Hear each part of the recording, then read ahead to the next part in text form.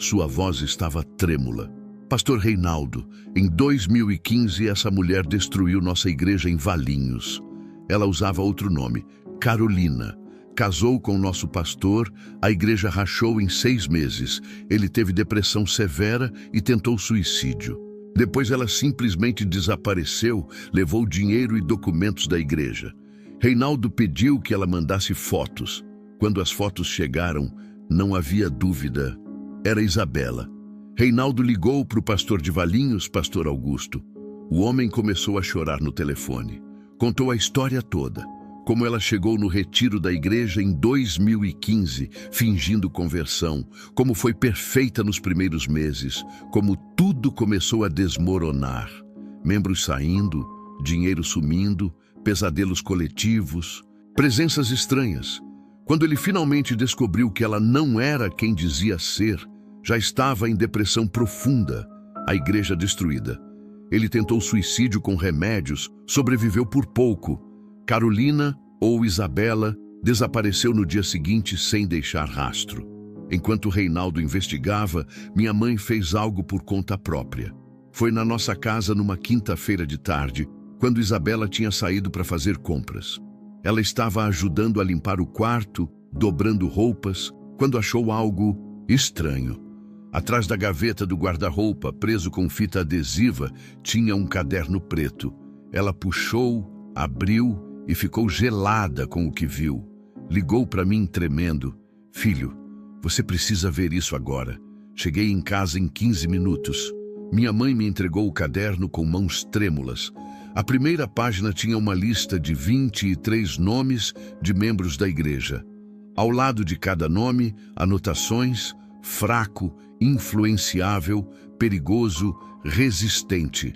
Ao lado do nome da Júlia estava escrito em vermelho: perigo, afastar imediatamente. Ao lado do nome da minha mãe, obstáculo, neutralizar.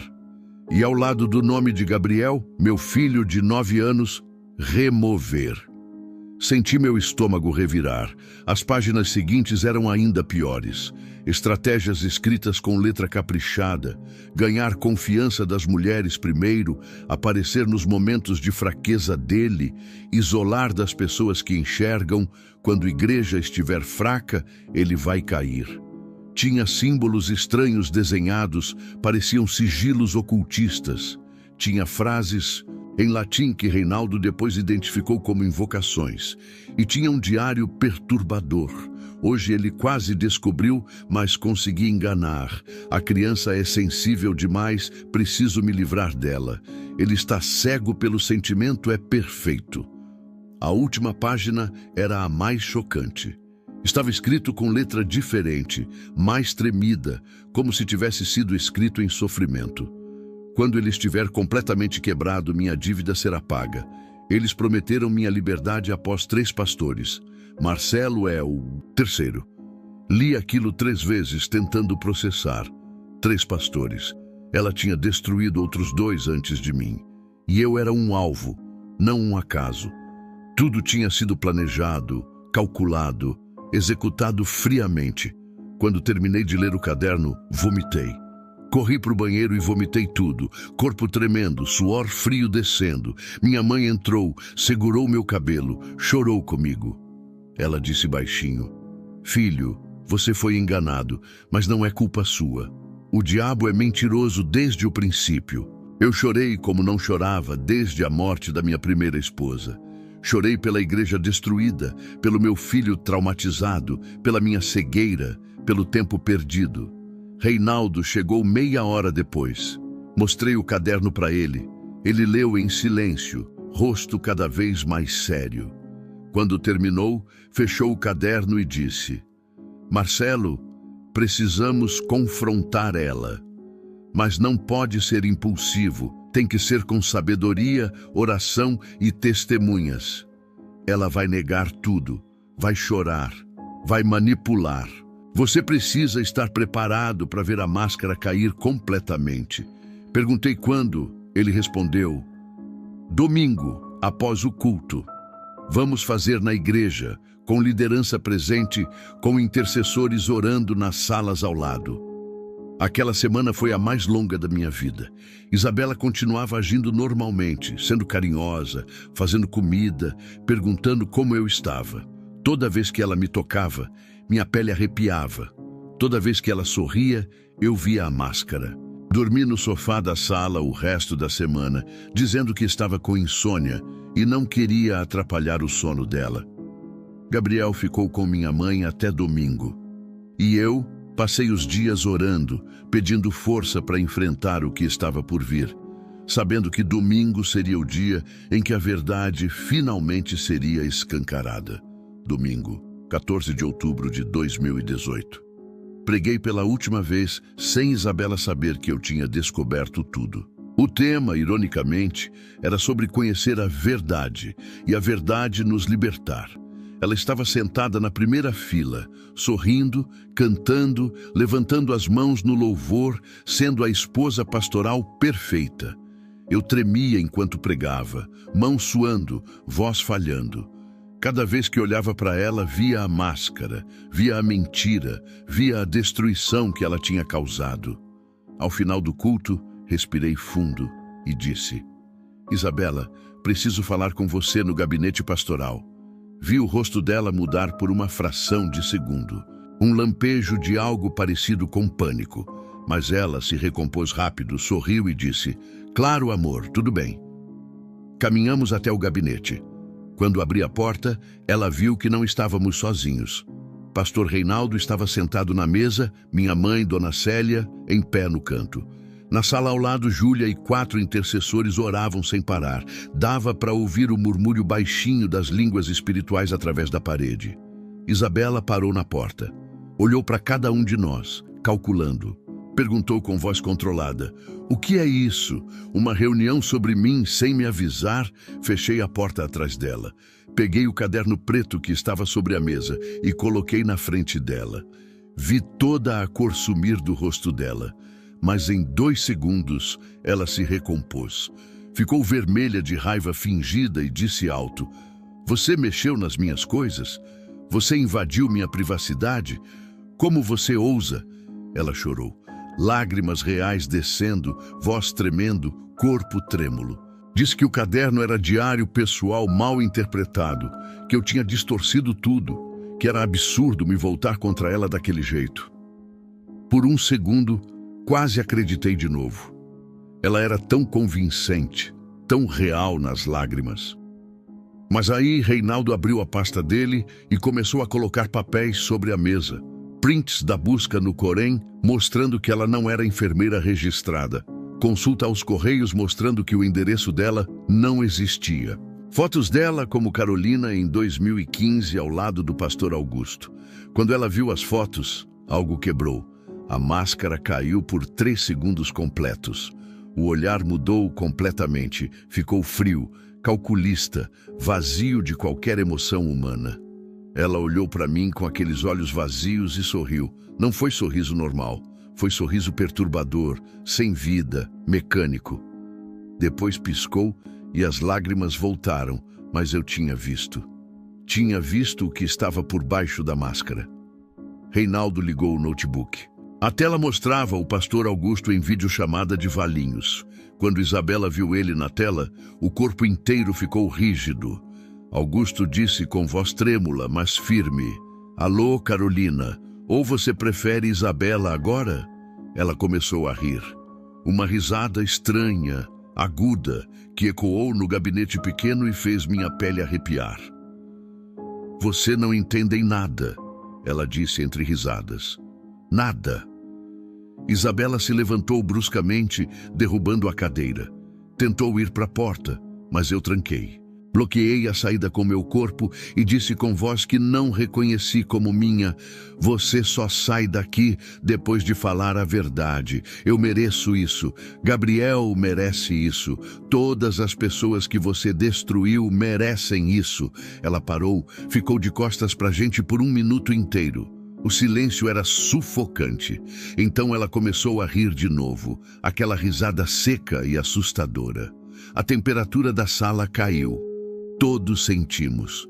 Dava para ver a respiração. Isabela ficou em silêncio absoluto, de costas, completamente imóvel. Minha mãe começou a orar em línguas baixinho. O murmúrio das intercessoras na sala ao lado ficou mais alto, mais intenso. Quando Isabela se virou, os olhos estavam diferentes, abertos, mas vazios, como se não tivesse ninguém ali. A voz que saiu era dela, mas o tom era diferente, mais grave, mais pausado. Vocês acham que ela é vítima? A voz disse com desdém. Ela nos procurou.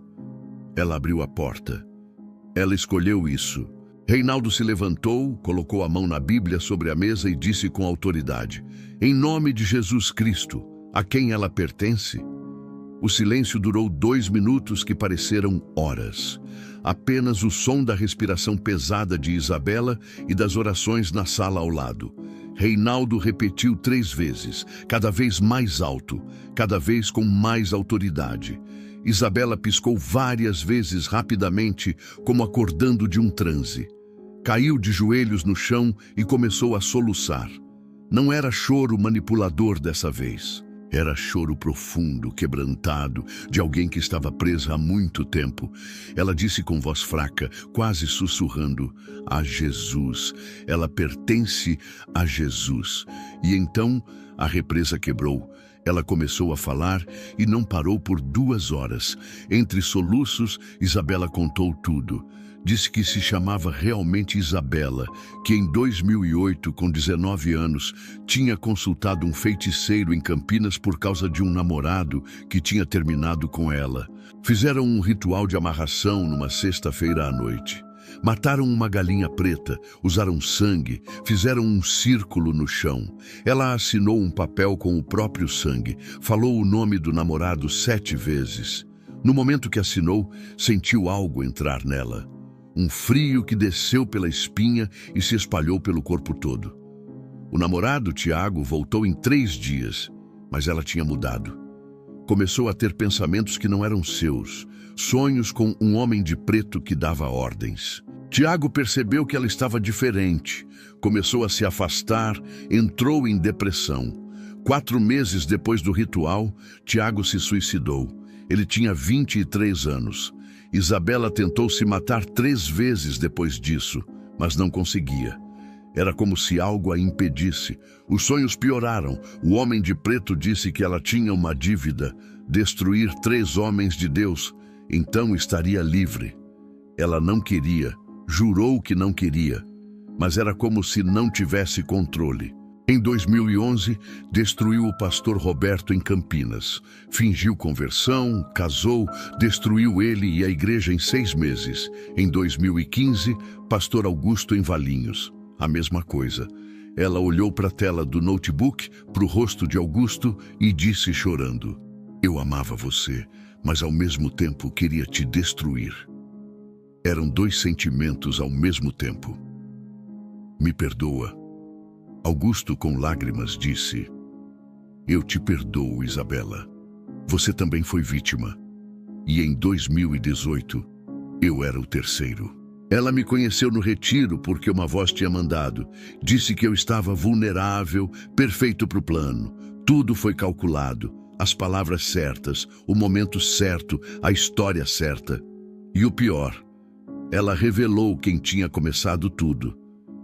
Minha tia Marlene, ela disse tremendo, foi ela quem me levou naquele lugar. O pai dela tinha sido pastor e tinha abandonado a família quando ela era criança. Ela criou ódio de evangélicos. Me usou como ferramenta de vingança. Ela sabia exatamente o que estava fazendo comigo. Isabela falou por 2 horas seguidas. Revelou nomes, datas, rituais, estratégias. Como manipulava, como identificava fraquezas, como destruía por dentro. Durante a confissão, ela teve 3 apagões. Parava de falar. Olhar ficava vazio. 30 segundos de silêncio absoluto. Voltava confusa perguntando o que estava falando. Reinaldo explicava que estavam tentando impedir a libertação dela. Na 3ª vez ela gritou: não, eu vou falar tudo, eu quero ser livre. Quando terminou, Isabela estava exausta, rosto inchado de tanto chorar, voz rouca. mas havia algo diferente nos olhos, uma luz fraca, mas presente. Ela olhou para mim e disse: eu te usei, te manipulei, planejei tua destruição, mas eu também te amei de verdade. Estou confusa, não sei mais quem eu sou. Segurei as mãos dela, que estavam geladas, e disse: você pode ser livre. Jesus é maior que qualquer pacto. Reinaldo fechou a Bíblia e disse: o processo de libertação começa agora. Mas preciso ser honesto, vai ser muito difícil. Você está disposta? Isabela olhou para cada um de nós e disse com convicção pela primeira vez: estou. Isabela se mudou temporariamente para a casa da minha mãe. Não podia ficar comigo durante o processo. Precisava de espaço e supervisão constante. Expliquei a situação para a liderança da igreja. O choque foi geral, mas decidiram apoiar.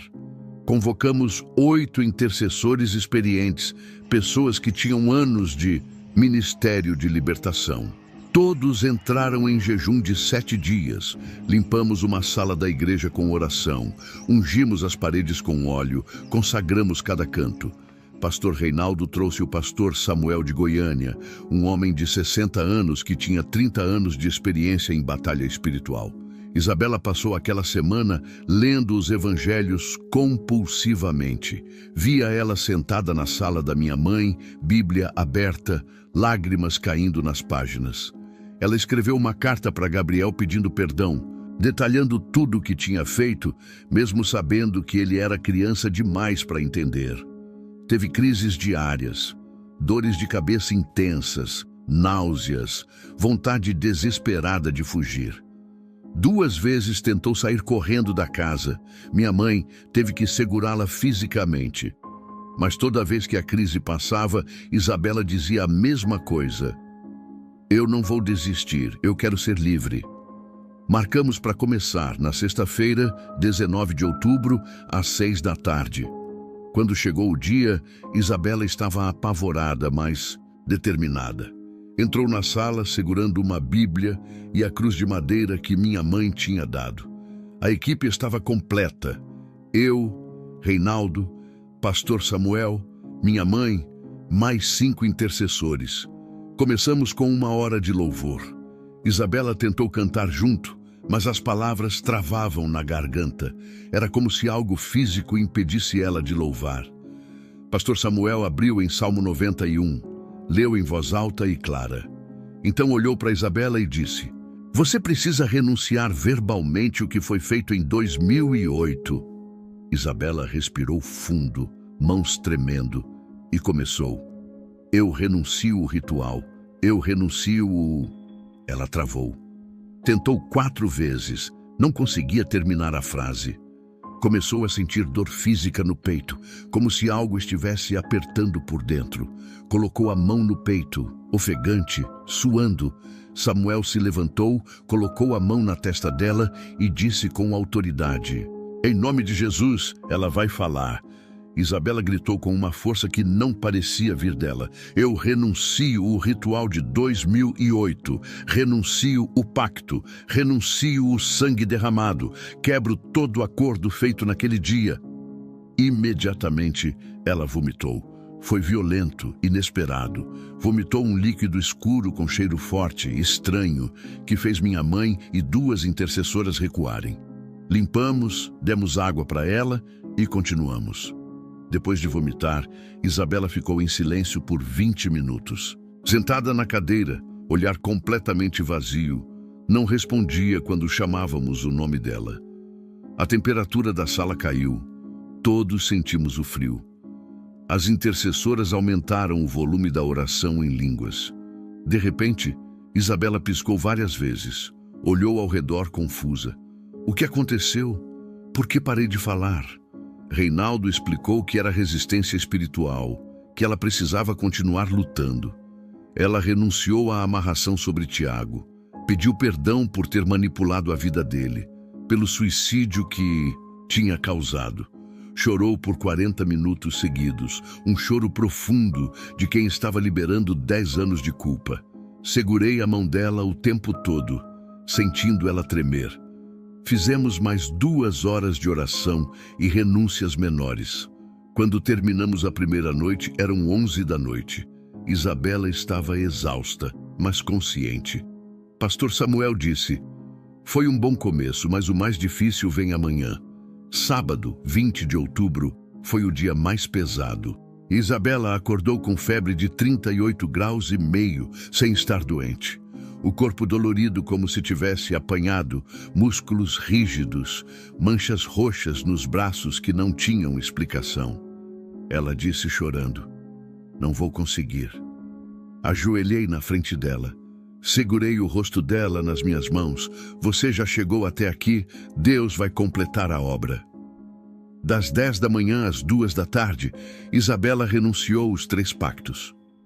Primeiro, o pastor Roberto de Campinas teve que falar em voz alta o que tinha feito. Eu seduzi o pastor Roberto com a intenção de destruir. Usei feitiços de atração, manipulei sentimentos, destruí a vida dele e a igreja. Ela vomitou de novo. Precisou de 40 minutos para conseguir renunciar completamente. Segundo, o pastor Augusto, que estava em videochamada. Quando ela pediu perdão e ele disse que perdoava, todos na sala choraram. O terceiro pacto era comigo. Foi o mais difícil. Ela olhou nos meus olhos, lágrimas escorrendo. "Eu te usei, te manipulei, planejei tua destruição. Usei teu filho, usei tua solidão, usei tua boa vontade. Mas eu também te amei de verdade. Estou confusa, não sei separar o que era real do que era manipulação." Chorei também. Disse para ela: "Eu te perdoo, Isabela, e quero reconstruir, mas com a verdadeira você, não a máscara." Ela desabou e chorou por mais de 1 hora. Às 3 da tarde, pastor Samuel disse: "Agora vamos confrontar diretamente." Ele ordenou com voz firme: "Toda entidade que está em aliança com Isabela, manifeste-se em nome de Jesus." Isabela ficou rígida na cadeira, olhos fechados. A voz que saiu não era exatamente dela. O tom era mais grave. Ela assinou: "Ela é nossa." Samuel repetiu 3 vezes com autoridade crescente: "Em nome de Jesus Cristo, a quem ela pertence." No terceiro comando, Isabela abriu os olhos, já normal, e disse com convicção: "A Jesus. Eu pertenço a Jesus." Das 7 às 10 da noite, trabalhamos o perdão à tia. Isabela gritou que nunca ia perdoar, que a tia tinha destruído a vida dela propositalmente, que merecia ir para o inferno. Levou 3 horas de ministração, de palavra, de oração. Finalmente, exausta, ela disse: "Eu perdoo minha tia Marlene. Entrego ela nas mãos de Deus. Renuncio todo ressentimento." No exato momento que ela falou isso, um cheiro forte de enxofre encheu a sala. 5 pessoas confirmaram sentir. O cheiro era tão forte que algumas intercessoras saíram para respirar. Em 10 segundos, sumiu completamente. Isabela dormiu 12 horas seguidas naquela noite. No domingo de manhã, acordou diferente. O rosto tinha paz. Os olhos tinham brilho. O dia 3 não foi de confronto, foi de selamento. Pastor Samuel ungiu a testa dela com óleo, orou proteção e autoridade em Cristo. Todos impuseram mãos sobre ela, declarando que o que Deus libertou ninguém mais prende. Isabela falou em línguas pela primeira vez na vida, genuíno, fluente, com lágrimas de alegria. Durante o louvor final, Isabela caiu de joelhos e chorou por 40 minutos. Ninguém tocou nela, apenas deixamos Deus trabalhar. Quando levantou, o rosto estava transfigurado. Ela disse sorrindo: "Eu senti Jesus me abraçando. Senti braços reais ao meu redor, quentes, seguros. Ouvi uma voz dizendo que sou filha amada. Vi luz brilhante me envolvendo. Pela primeira vez em 10 anos, me senti limpa, completamente limpa." Isabela testemunhou para a igreja na tarde daquele domingo, 21 de outubro. 150 pessoas presentes em silêncio absoluto. Ela contou tudo, não escondeu nada. O ritual aos 19 anos, a morte de Tiago, os 3 pastores que destruiu, as estratégias de manipulação, o caderno com os nomes. Quando terminou de falar, metade da igreja se levantou para abraçar ela. A outra metade ainda processava, alguns com lágrimas, outros com expressão de choque. Gabriel estava sentado na primeira fila comigo. No final do testemunho, ele se levantou, caminhou até Isabela e estendeu a mãozinha. Agora você é de Jesus de verdade, né? Isabela ajoelhou na altura dele, segurou as mãozinhas pequenas e disse chorando: Sou Gabriel, agora sou de verdade. Me perdoa por tudo que fiz com você, por todo o medo que causei. Vou passar o resto da vida compensando. Gabriel olhou para mim, olhou para ela e disse algo que me quebrou. Se Jesus perdoou você, eu também perdoo. Mas tia, não faz mais coisas ruins, tá? Ela prometeu entre lágrimas, abraçou meu filho e ali começou a restauração real. Isabela continuou morando com minha mãe pelos próximos 2 meses. Fez acompanhamento semanal com o pastor Samuel por videoconferência, sessões de cura interior tratando trauma, culpa e vergonha. Ela procurou a família do Tiago pessoalmente em Campinas. Foi recebida com hostilidade, a mãe dele cuspiu na cara dela e bateu a porta. Isabela voltou chorando, mas disse: Eu fiz minha parte, o resto é com Deus. Começou a trabalhar como cuidadora de idosos, conseguiu documentos verdadeiros, regularizou tudo que era mentira na vida dela. A restauração com Gabriel foi lenta e sábia. Primeiro encontro foi só 30 minutos no parque, comigo presente, brincando no balanço. Gabriel tinha medo ainda, ficava perto de mim o tempo todo, mas aos poucos relaxava. Isabela respeitou o tempo dele, não forçou nada. Escreveu cartas semanais pedindo perdão, desenhando corações e flores. Em 6 semanas, Gabriel aceitou jantar com ela em casa. Em 8 semanas, ele disse algo que me encheu de esperança. Pai, acho que ela mudou de verdade. Passei 2 meses orando se devia continuar o casamento. Biblicamente, eu tinha motivo para divórcio. Manipulação, mentira, identidade falsa, destruição proposital. Pastor Reinaldo disse isso claramente. Mas toda vez que orava, sentia Deus dizendo: restaure. Conversei com Gabriel numa noite, só nós 2. Filho, o que você acha? Se a gente tentar de novo com a Isabela? Ele pensou por um tempo longo e respondeu com aquela sabedoria de criança: se ela é nova agora, pai, acho que podemos tentar. Jesus faz as pessoas novas, né? Começamos a namorar de novo em janeiro de 2019. Era estranho começar do zero com alguém que eu já tinha casado, mas dessa vez era diferente, era real. Levei ela para tomar sorvete no Bosque Fábio Barreto. Fomos no cinema ver filme gospel. Caminhamos no parque conversando sobre sonhos e medos. Isabela contou a história verdadeira dela. Infância com pais problemáticos, pai ausente, mãe alcoólatra, solidão profunda que a levou ao desespero. Comecei a entender a mulher real por trás da máscara. Em abril, eu pedi ela em namoro oficialmente. Fomos para o Mirante do Cristo Redentor de Ribeirão, aquela estátua linda que dá para ver a cidade inteira. Gabriel estava junto, segurando uma caixinha que eu tinha dado para ele. Ajoelhei, segurei a mão dela e disse: Isabela, eu quero namorar você, a verdadeira você, a mulher que Deus resgatou, não a máscara que o diabo criou.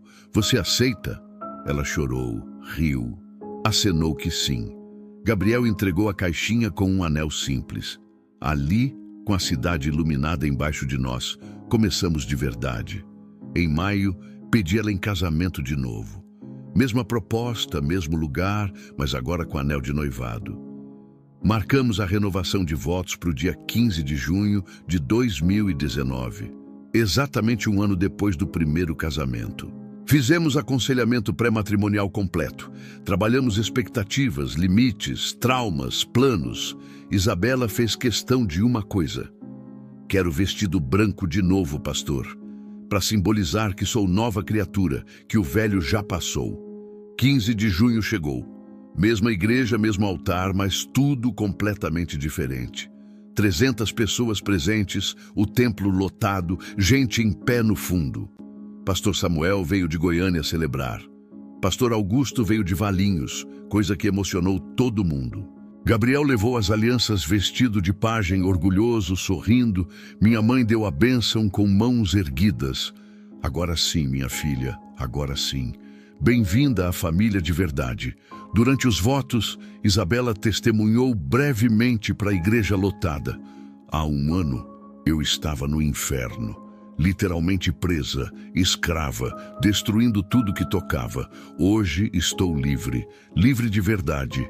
E esse homem aqui me amou quando eu não merecia amor, mas Deus me amou primeiro. Se vocês estão passando por algo, se estão presos em algo, saibam que não existe caso perdido para Deus. A igreja inteira se levantou aplaudindo, muitos chorando, alguns levantando as mãos em adoração. A igreja cresceu 60% em 6 meses. De 150 membros, pulamos para 240. Pessoas vinham de outras cidades buscar ajuda depois de ouvir nosso testemunho. Criamos o Ministério Restauração, especializado em libertação e cura interior. Isabela lidera grupo de mulheres em opressão espiritual. E ver ela ministrando libertação para outras pessoas é uma das coisas mais lindas que já vi. Nos tornamos referência regional. Outras igrejas nos chamam para dar palestras, compartilhar a história. Ajudamos a restaurar 3 pastores que estavam em situações similares, casamentos destruídos por manipulação espiritual. Isabela escreveu carta pública pedindo perdão ao pastor Roberto, o primeiro que ela destruiu. Levou 1 ano, mas ele respondeu: "Eu te perdoo." Isabela, use sua história para libertar outros. Pastor Augusto se tornou amigo nosso, vem nos visitar, janta em casa. Ver os 3 juntos, os 3 alvos dela, agora unidos em ministério, é testemunho vivo de que Deus restaura o que o diabo roubou. Gabriel hoje tem 10 anos, superou os traumas, voltou a sorrir, voltou a ser criança de verdade. Dorme até hoje com a Bíblia aberta em Salmo 91 ao lado da cama. E foi ele quem ensinou isso para Isabela. Quando você tiver medo de noite, lê isso aqui. Jesus protege a gente. Desde maio, ele chama Isabela de mãe. A primeira vez que ouvi, chorei. Vi meu filho abraçando ela e dizendo: "Te amo, mãe. Você é a melhor mãe que Jesus podia ter me dado." Hoje, quando conto essa história, muita gente pergunta: "Pastor, como você não viu os sinais?" E eu respondo com honestidade: porque o diabo não vem com chifres e rabo. Ele vem bonito, espiritual, com tudo que você pediu para Deus. A diferença está no discernimento espiritual e em ouvir quem Deus coloca para te alertar. Eu ignorei minha mãe, ignorei Júlia, ignorei meu próprio filho. Quase perdi tudo por orgulho e teimosia. Isabela sempre termina o testemunho dizendo: "Eu era uma arma nas mãos do diabo para destruir. Passei 10 anos como escrava, destruí 3 pastores, 3 igrejas, causei uma morte. Mas Jesus me alcançou no fundo do poço e me transformou em ferramenta de libertação. Se Deus fez isso comigo, que destruí tanto, Ele pode fazer por qualquer pessoa. Não existe caso perdido para Deus." E Gabriel sempre adiciona com aquela simplicidade de criança: "Jesus mudou ela. Ela estava quebrada, mas Jesus consertou." É isso que Jesus faz, né, Pai? 1 ano depois da renovação de votos, estamos aqui. Casamento restaurado, filho feliz, igreja crescendo, ministério transformado. Tenho cicatrizes? Tenho. A batalha deixou marcas. Mas também tenho testemunho. Tenho prova viva de que o sangue de Jesus é mais forte que qualquer pacto, qualquer maldição, qualquer corrente. E toda vez que vejo Isabela ministrando libertação para alguém, usando a própria história de prisão para libertar outros, eu sei que valeu a pena. Valeu cada lágrima, cada noite de oração, cada momento de dúvida. porque Deus não desperdiça dor. Ele transforma em propósito.